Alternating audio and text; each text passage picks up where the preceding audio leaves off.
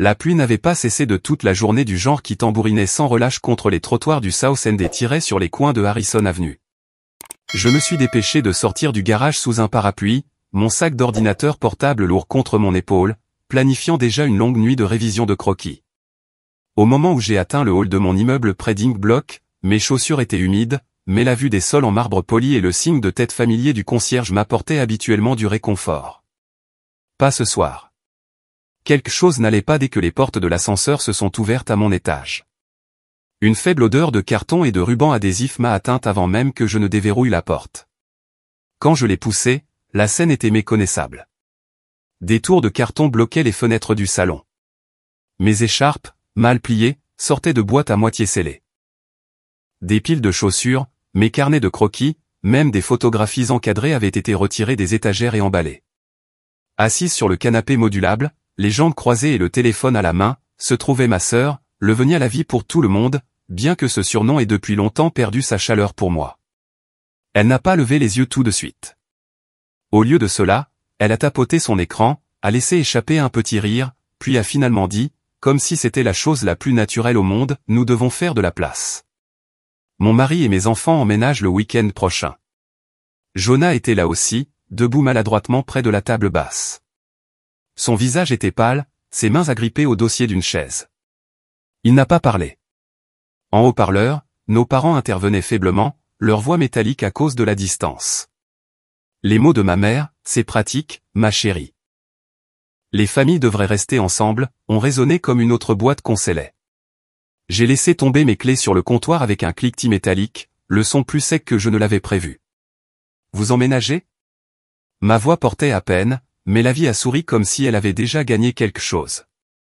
Pendant qu'elle parlait de chambre et de l'espace dont les enfants avaient besoin, mes yeux se sont portés sur le placard du couloir. Coincé entre l'aspirateur et une pile de rouleaux de tissu se trouvait un mince classeur rouge. Le bail. Mes initiales sur chaque page. Mon nom, seul. Je ne l'ai pas touché. Pas encore. Au lieu de cela, j'ai avancé plus loin à l'intérieur, laissant la porte se refermer derrière moi, les boîtes se dressant comme des témoins silencieux de ce qui venait de commencer. Cela n'avait pas commencé avec des cartons. Cela avait commencé des semaines plus tôt, par un après-midi gris, lorsque la vie s'était présentée à ma porte avec 2 valises à roulettes et un soupir étudié. Juste quelques jours, avait-elle dit, se précipitant devant moi avant même que j'aie pu poser mon café. Jonah avait l'air surpris mais lui avait fait un faible signe de tête. Je me suis dit que c'était temporaire, qu'elle disparaîtrait aussi vite qu'elle était apparue. À la 2e semaine, la chambre d'amis n'était plus à moi de l'offrir. Elle avait rempli la commode de vêtements de magasin à bas prix et avait drapé le lit d'un plaid qui jurait avec la palette neutre que j'avais choisie. Bientôt, la salle de bain des invités fut peinte en lavande, une couleur si vive qu'elle déteignait dans le couloir chaque fois que la porte s'ouvrait. Quand j'ai posé des questions à ce sujet, elle a rejeté ses cheveux en arrière et a répondu « de rien ». Des colis ont commencé à arriver presque quotidiennement. Des courses commandées via mon compte Prime, des tapis aux motifs audacieux qui juraient avec les parquets polis, des décorations murales avec de fausses citations inspirantes. L'appartement que j'avais soigneusement aménagé, chaque détail lié à des années de travail, me semblait détourné par quelqu'un qui n'avait aucun intérêt à le payer. Jonah est devenu plus silencieux à mesure que sa santé déclinait. Il grimaçait devant le désordre mais ne disait rien, expliquant doucement la nuit qu'il ne voulait pas commencer une dispute. Nos parents ont appelé de Cambridge et m'ont assuré que c'était simplement ce que les familles faisaient. Les sœurs s'entraident, a dit ma mère, comme si cette phrase était un baume. J'ai gardé le silence. Un dimanche matin, alors que la vie dormait encore et que Jonah se reposait, je me suis glissé dans mon bureau et j'ai fait des photocopies du bail et du règlement de l'immeuble. J'ai glissé les duplicata dans un mince dossier et les rangé dans mon sac de travail. Si des limites étaient franchies, je voulais la preuve de l'endroit où elles avaient été tracées. Au moment où la vie a commencé à faire des allusions à de plus grands changements, je savais déjà ce que j'aurais besoin de montrer. Le matin où je suis entré dans mon bureau et que j'ai trouvé la table à dessin poussée contre le mur, j'ai su que l'invasion était passée de l'inconvénient au vol. La vie se tenait au centre de la pièce, agitant les mains comme un agent immobilier faisant une visite. Cela ferait un parfait bureau et salle de jeu, a-t-elle annoncé. Les enfants auront besoin d'un espace, et papa a parlé d'un coin tranquille pour sa lecture. Mes croquis, des échantillons à moitié terminés épinglés avec soin sur des panneaux de liège, avait été empilé dans un coin comme du courrier indésirable. Jonah s'est avancé, la voix basse mais plus ferme que je ne l'avais entendue depuis des semaines. Ne touche pas à ces échantillons, la vie. C'est son travail. Elle s'est retournée, tout sourire mielleux, et a posé une main sur son épaule comme pour apaiser un enfant. Détends-toi, petit frère. Elle peut les déplacer ailleurs. La créativité a besoin de changement. Il a vacillé, et toute la résistance qu'il avait réussi à rassembler s'est évanouie. Plus tard dans la soirée, nos parents ont appelé. Le ton de ma mère portait la même patience répétée qu'elle utilisait quand j'étais adolescente et que je refusais de prêter une robe à la vie. Sois généreuse, Tanson. Ta sœur est en train de construire une stabilité. Tu as tellement d'espace. Le partage, c'est ce que font les familles. J'ai serré le téléphone plus fort contre mon oreille, regardant l'appartement qui me semblait soudain appartenir à quelqu'un d'autre. Les paroles de mes parents avaient du poids, mais pas d'autorité. Pas ici. Après la fin de l'appel, je me suis assise à mon bureau, remettant chaque croquis déplacé à sa place. J'ai de nouveau ouvert le classeur rouge, traçant les clauses du bout du doigt. Unique locataire, Tanson Hale. Location à durée indéterminée, résiliable avec un préavis de 30 jours par le locataire. Clause de non-cession, pas de sous-location, pas de cession sans le consentement du propriétaire. Ce n'était pas que des lignes sur une page. C'étaient des frontières que personne d'autre ne semblait vouloir reconnaître. Si ma famille refusait de respecter les limites exprimées à voix haute, je devrais faire respecter celles écrites noir sur blanc. Le lendemain matin, lorsque la vie a mentionné nonchalamment que la chambre principale serait évidemment mieux adaptée pour nos parents que pour moi, je n'ai pas discuté. Je l'ai seulement regardé, puis Jonah, et j'ai emporté le classeur dans la cuisine où la lumière du matin a frappé sa tranche rouge comme un avertissement. Je suis rentré tôt ce jeudi-là, la pluie striant les vitres, pour trouver encore plus de cartons encombrant le salon. Mon placard était à moitié vide, des écharpes mal pliées, des chaussures rangées dans des caisses. La vie se prélassait sur le canapé modulable, sirotant du chardonnay avec la satisfaction de quelqu'un déjà installé. Quand elle m'a finalement regardé, elle a penché la tête, son ton désinvolte mais acéré. Ne sois pas si dramatique, Tanson. Ce n'est pas vraiment ta maison. C'est une location. Jonah s'est agité, mal à l'aise, près de la fenêtre. Ses mains tremblaient et son regard est tombé au sol. Son silence était presque pire que ses paroles. Je n'ai pas haussé la voix. Je n'ai pas discuté. Au lieu de cela, j'ai traversé le couloir jusqu'au placard, j'ai sorti le mince classeur rouge et je l'ai apporté dans la pièce, le posant sur la table basse. Je l'ai ouvert de manière à ce que l'encre noire de mon nom soit visible. Mes initiales marquaient chaque page. Si vous le voulez, ai-je dit d'une voix égale, prenez-le. Continuez simplement de payer le loyer, 5300 $ par mois. La couleur a quitté le visage de Jonah. Et pour la première fois, le sourire narquois de la vie a vacillé. Les voix de nos parents, faibles à travers le haut-parleur du téléphone, se sont tues. J'ai fermé le classeur avec un claquement sec, l'ai glissé sous mon bras et j'ai attrapé mes clés. Pas de cris, pas de dispute, seulement la décision qui comptait. Je me suis dirigé vers la porte, sentant le poids de leur silence stupéfait derrière moi. Au crépuscule, je me tenais sur le porche de la maison de mes parents à Cambridge. Les lumières de la ville brillaient au-delà de la Charles, la pluie se transformant en brume. Eleanor a ouvert la porte avant même que je ne frappe. Elle m'a regardé, a vu l'épuisement dans mes yeux, et n'a rien dit de plus que « ta vieille chambre est prête ». Elle m'a mis une tasse de thé dans les mains, la vapeur s'élevant, la chaleur coupant le froid. J'ai siroté lentement, le classeur reposant à mes côtés, le goût du contrôle s'installant avec la chaleur. Je n'avais pas fini. Pas encore. Demain, le vrai plan commencerait. Le lendemain matin, je me suis réveillé avant le lever du soleil, le classeur rouge toujours sur la table de chevet à côté de la tasse de thé que ma mère avait laissée. La tempête s'était calmée pendant la nuit, et la lumière pâle sur la Charles semblait plus vive, comme si la ville elle-même avait été nettoyée. Je me suis habillé rapidement, j'ai glissé le bail dans mon sac et j'ai retraversé la rivière en voiture jusqu'au Southend. Monsieur Moral, le gérant de l'immeuble, était déjà dans son bureau à trier des enveloppes. Il a levé les yeux, surpris de me voir si tôt. J'ai posé le classeur sur son bureau, ouvert à la clause de résiliation, et je lui ai tendu une lettre dactylographiée. Voici mon préavis de 30 jours, ai-je dit. Pas de transfert, pas de sous-location. Le logement doit être entièrement libéré. Il a ajusté ses lunettes et a lu attentivement les pages. Vous êtes certaine? Oui, ai-je dit, d'une voix stable. Et j'aimerais une confirmation par écrit. Il a hoché la tête, a signé le bas de ma copie et a apposé la date. Le son du tampon frappant le papier ressemblait à une serrure qui se ferme. À midi, mon téléphone a vibré d'alerte. La vie avait posté des photos depuis le balcon, la ligne d'horizon derrière elle, un verre de vin à la main, nos parents souriant de chaque côté. La légende disait, notre nouveau chapitre à Boston. Elle l'a accompagné d'une série de cœurs. Moins d'une heure plus tard, un ami qui vivait encore dans l'immeuble m'a transféré des captures d'écran. Je pensais que tu devrais voir ce qui se dit, disait le message. Des commentaires de voisins suivaient, alors ils ont déjà pris le contrôle? Le bail n'est-il pas au nom de Tanson? Les ragots voyageaient plus vite que l'ascenseur. Ce soir-là, Jonah a envoyé un texto, demandant à me rencontrer.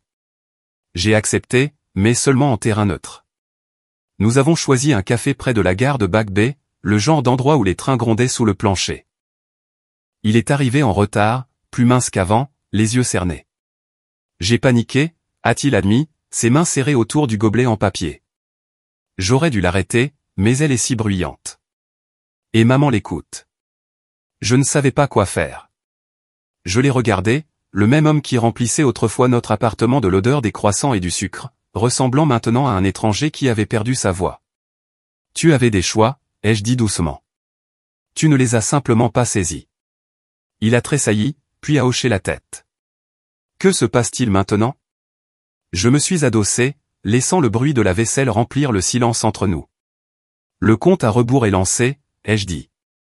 Ils pensent qu'ils ont emménagé, mais tout ce qu'ils ont fait, c'est déclencher un compte à rebours. Je l'ai laissé là, fixant la vapeur de son café, et je suis sorti dans l'air nocturne, pensant déjà à ce qui allait suivre. Le week-end suivant, un voisin m'a appris que la vie avait organisé un brunch dans l'appartement. Au moment où le clip vidéo est arrivé dans ma boîte de réception, je savais déjà ce que j'allais voir, un rassemblement bruyant, du vin coulant à flot avant midi, et sa voix s'élevant au-dessus du bruit de la vaisselle. Elle a fait un geste ample dans le couloir en disant « Nous allons rénover cette partie. » L'ouvrir. Un endroit parfait pour le mur de la galerie des enfants. Plus tard, elle a annoncé « Ce petit bureau. Nous allons en faire une salle de yoga. » Tout est une question d'onde. Nos parents étaient là, souriant crispement comme si leur approbation pouvait transformer ces projets en réalité. Une semaine plus tard, j'ai appris qu'ils avaient utilisé une partie de la ligne de crédit sur leur maison de Cambridge pour aider aux frais de transition. L'argent a disparu dans des livraisons de meubles et des entrepreneurs qui ne sont jamais arrivés. Monsieur Moral a gardé ses distances mais m'a envoyé des mises à jour polies. La vie avait essayé de l'approcher avec Jonah à ses côtés, insistant sur le fait que, puisqu'ils étaient les vrais résidents, le bail devrait être modifié. Il a expliqué de nouveau que le bail n'était pas transférable, que seul moi détenais les droits sur le logement. Ils ne veulent rien entendre, m'a-t-il dit. Mais le dossier est clair. Chaque note de sa part, signée et datée, allait directement dans mon dossier grandissant. Pendant ce temps, Jonah a appelé, son ton plus doux qu'il ne l'avait été depuis des mois. Il a admis qu'il cherchait un logement pour lui-même, pas dans le South End, mais plus près de Harvard Square. Il utiliserait le petit héritage que sa grand-mère lui avait laissé, assez pour un acompte et quelques mois de loyer. J'ai besoin de prouver que je peux vivre sans être porté, a-t-il dit. Pour une fois, j'ai entendu de la détermination au lieu d'excuses. J'ai gardé mes réponses mesurées, ne pardonnant ni ne condamnant. Si tu es sérieux, commence par ton propre bail, lui ai-je dit. Les jours ont passé, et j'ai observé à distance la certitude de la vie devenir de plus en plus bruyante. Elle a posé pour d'autres photos sur le balcon, nos parents identifiés dans chaque publication. Pour le monde extérieur, cela ressemblait à une victoire. Pour moi, cela ressemblait à une famille creusant de plus en plus profondément, aveugle au sol qui cédait sous leurs pieds. Le compte à rebours de 30 jours avançait, et à chaque tic-tac, je savais que la chute approchait. Le dernier matin de la période de location, je me suis réveillé avec un email de Monsieur Moral confirmant que la maintenance afficherait des avis d'accès sur la porte du logement. À midi, les messages étaient affichés, l'appartement devait être libéré d'ici la fin de la semaine. J'ai mis mon téléphone de côté, je me suis versé une deuxième tasse de café et j'ai attendu. L'appel est venu plus vite que je ne l'avais prévu. La voix de Lavie a éclaté dans la ligne, stridente et craquante. Le gérant dit que nous sommes expulsés. Qu'est-ce qui se passe, bon sang?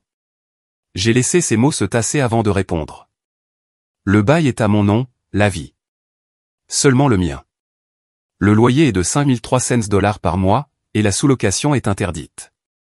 Tu le savais quand tu as emménagé. Tu ne peux pas faire ça, a-t-elle crié. Nous avons tout investi. Maman et papa ont vendu leur maison. Jonah a démissionné. Je l'ai interrompu. Vous n'avez pas demandé. Vous avez supposé. Et les suppositions ne tiennent pas un bail. Plus tard dans l'après-midi, mon téléphone a de nouveau vibré, cette fois avec un lien. Un voisin avait enregistré le chaos qui se déroulait dans le couloir. La vidéo montrait Lavie faisant les 100 pas devant Monsieur Moral, la voix haute et furieuse, l'accusant de trahison. Notre mère était assise sur les marches, serrant une fougère en peau comme si c'était une bouée de sauvetage, tandis que Franck faisait les 100 pas, le visage sombre de colère. La caméra l'a surpris s'arrêtant brusquement, se tournant vers sa fille aînée. Ses mots étaient clairs, même sans le son, tu nous as dit que cet endroit était à toi. Derrière eux, Jonah s'appuyait contre le mur, les mains fourrées dans les poches de sa veste, ne disant rien. Son silence semblait plus lourd que n'importe quelle dispute. J'ai regardé la vidéo 2 fois, puis je l'ai fermée. Le bruit, la colère, l'humiliation, rien de tout cela ne me touchait plus. Ce qui comptait, c'est que le mensonge s'était effondré devant les personnes même qu'elle avait convaincues. Les 30 jours étaient écoulés, et les murs qu'elle avait revendiqués comme siens ne la retenaient plus. Les retombées ne faisaient que commencer, et je savais que le prochain appel ne concernerait pas la défiance, mais la conséquence. Moins d'une semaine après l'expulsion, Lavie et sa famille avaient disparu de la tour du South End qu'ils avaient tenté de s'approprier. Des parents m'ont rapporté qu'ils logeaient chez des cousins à Quincy, 4 personnes entassées dans une chambre d'amis destinée au rangement. Cela n'a pas duré longtemps. Bientôt, ils ont déménagé dans un motel bon marché près de la gare du Sud, un endroit où les murs étaient fins et l'air sentait l'eau de Javel et le désespoir. Les ragots ont voyagé encore plus vite qu'eux. Un collègue m'a transféré une photo prise par un navetteur, Lavie derrière le comptoir d'un restaurant ouvert 24 heures sur 24, les cheveux attachés, le tablier taché. Un autre message montrait mon père balayant un sol carrelé en arrière-plan pendant que ma mère essuyait les tables. Les mêmes personnes qui me faisaient autrefois la morale sur la générosité portaient maintenant l'épuisement sur leur visage, payant un prix qu'ils n'auraient jamais cru pouvoir les atteindre. Un soir, Eleanor a appelé. Sa voix tremblait d'une manière que je n'avais jamais entendue auparavant. Nous aurions dû écouter, Tanson. Nous l'avons cru parce que nous voulions y croire. Je suis désolé pour la pression que nous avons mise sur toi. Franck a pris la ligne après, bourru et bref. Nous avons eu tort. C'était le plus près que je l'ai jamais entendu d'admettre une faute. Jonah a aussi pris contact. Nous nous sommes rencontrés un dimanche tranquille à Cambridge, cette fois sans excuse. Il m'a dit qu'il avait signé un bail pour un petit studio près de Harvard Square en utilisant l'héritage de sa grand-mère. J'ai besoin d'apprendre à me débrouiller seul, a-t-il dit. Fini de me cacher derrière toi ou derrière eux. Il a admis sa faiblesse sans détour, puis a mentionné qu'il avait commencé une thérapie pour faire face à ce que le silence lui avait coûté. Je n'ai pas répondu tout de suite. Au lieu de cela, j'ai étudié son visage, les traits plus profonds, mais plus stables qu'auparavant. Peut-être que la responsabilité avait finalement percé là où les excuses n'avaient jamais pu le faire. En rentrant chez moi ce soir-là, les lumières de la ville se reflétaient sur la rivière, stables et indifférentes. Mon silence, ma patience, mon refus de me débattre dans leur chaos avaient fait plus que n'importe quelle explosion n'aurait pu le faire. La justice s'était déroulée à son propre rythme, et je n'avais pas eu besoin de forcer une seule de ses pièces. Ce qui restait était de décider quoi construire une fois les décombres déblayés, et quelle part du passé j'étais prête à emporter avec moi. Les mois ont passé, et le bruit de cette saison désastreuse s'est estompé pour devenir quelque chose de plus calme, presque comme un bruit de fond statique. Mon entreprise a réalisé un trimestre rentable, assez pour une prime substantielle. Au lieu de l'investir dans l'expansion, j'ai signé l'acte de vente d'un appartement d'une chambre nichée le long des rues pavées de Beacon Hill. Plus petit, oui, mais rempli de lumière qui se déversait sur de vieux parquets en pin et grimpait sur des murs qui semblaient m'attendre. J'ai déménagé lentement, choisissant chaque meuble avec intention. Pas de livraison précipitée, pas de compromis pour plaire à qui que ce soit d'autre. La première chose que j'ai accrochée n'était pas un miroir ou une peinture d'une autre main, mais un textile que j'avais tissé moi-même, des fils de lin et d'indigo tendus en un motif que j'avais conçu bien avant le chaos. Il a ancré l'espace comme étant le mien d'une manière qu'aucun contrat n'aurait jamais pu le faire. Jonah et moi avons commencé à suivre des séances de thérapie séparées, puis finalement des séances communes. Nous n'avons pas appelé cela une réconciliation, nous l'avons appelé une reconstruction, brique par brique émotionnelle. Nous avons testé si la confiance pouvait être reconstruite sans effacer ce qui avait été brisé. Les progrès sont venus par petits gestes. Il a signé son propre bail, payé ses propres factures et est arrivé à l'heure. Pour la première fois, je l'ai vu assumer ses responsabilités, non pas comme un fardeau, mais comme un choix. Un après-midi au début du printemps, je suis sorti d'un magasin de tissus près de la gare du Sud et je l'ai vu. La vie se tenait devant un prêteur sur gage, serrant des papiers, son expression cassante. Nos regards se sont croisés brièvement. Aucun de nous n'a parlé. Elle s'est détournée la première, les talons éraflés, le sac s'effilochant aux coutures. Je n'ai ressenti aucune bouffée de triomphe, aucune colère, seulement la certitude que le chapitre était déjà clos. Ce soir-là, Jonah est venu dîner. Il a apporté du thé en vrac et l'a posé avec soin sur le comptoir. Dans ma nouvelle cuisine, il n'a touché ni un tiroir ni une armoire avant que je ne lui fasse signe. Il a versé de l'eau dans des tasses et s'est assis en face de moi, patient, présent et sans prétention. Alors que je regardais la vapeur s'élever entre nous, j'ai compris quelque chose clairement. Le pouvoir ne consistait pas à s'accrocher ou à forcer les résultats. Il consistait à s'éloigner au bon moment et à laisser le piège se refermer sur ceux qui l'avaient construit pour eux-mêmes.